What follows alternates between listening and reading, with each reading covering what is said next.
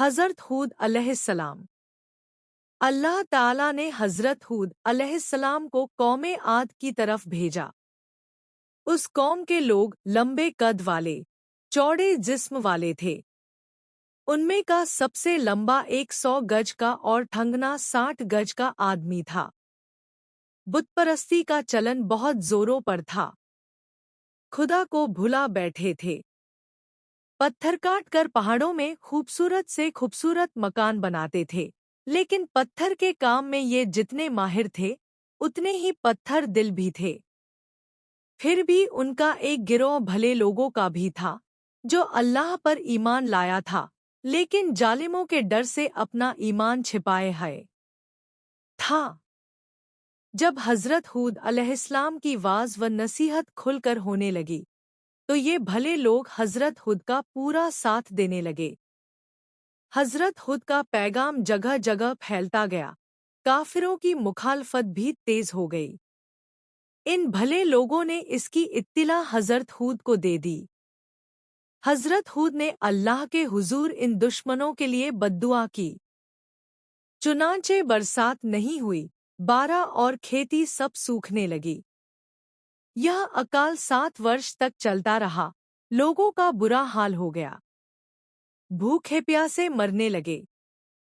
मौका मुनासिब समझकर हज़रत हूद ने उन्हें समझाना शुरू किया और फरमाया कि ईमान लाओ, अपने आप को दुनिया की इन परेशानियों से बचाओ। ये सब परेशानियां तुम्हारे कुफ्र की वजह से तुम पर आई है। लेकिन काफिरों ने हज़रत हूद की नसीहतों पर कान न धरा, अपने कुफ्र पर डटे रहे और यही कहते रहे, हम तेरे कहने से बुतों को न छोड़ेंगे और अपने बापदादों के दीन से मुंह न मोड़गे। उस जमाने का कायदा था, जिसे किसी बड़ी मुश्किल का सामना होता था, तो वह मक्का में काबे में जाकर दुआ करता था जो कबूल हो जाती।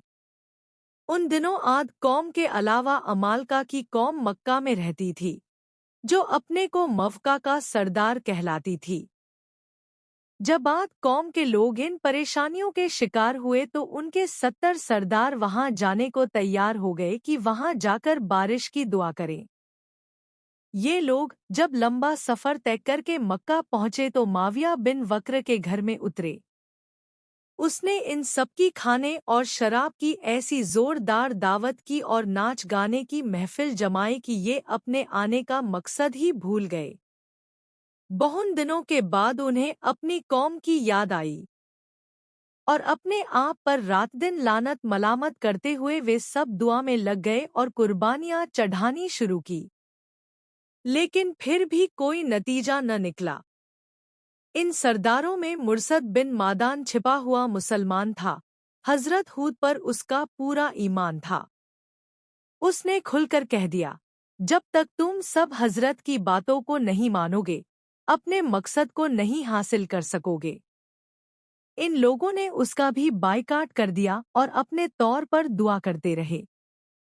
इतने में 3 टुकड़े बादल के दिखाई दिए, सफ़ेद, काला, लाल, और उन बादलों में से आवाज आई कि इनमें से कोई एक टुकड़ा अख्तियार कर लो, इसके बाद खुदा के हुक्म का इंतजार करो।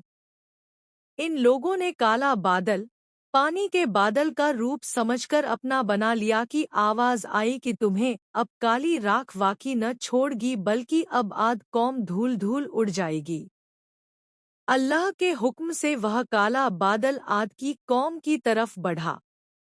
लोग काला बादल देखकर बहुत खुश हुए, लेकिन उनके मन में यह विचार आ ही न सका कि यह अजाब का बादल है। हज़रत हूद के ये इंकारी हज़रत हूद का मजाक उड़ाने के लिए कहा करते थे, बड़ा सच्चा बनता है तो ले आन अल्लाह का अजाब। हम तेरी बात कहाँ मान रहे हैं। लेकिन उन्हें क्या खबर थी कि जिस हकीकत को वे मजाक समझ रहे हैं, वह हकीकत बनकर सामने आ गई है।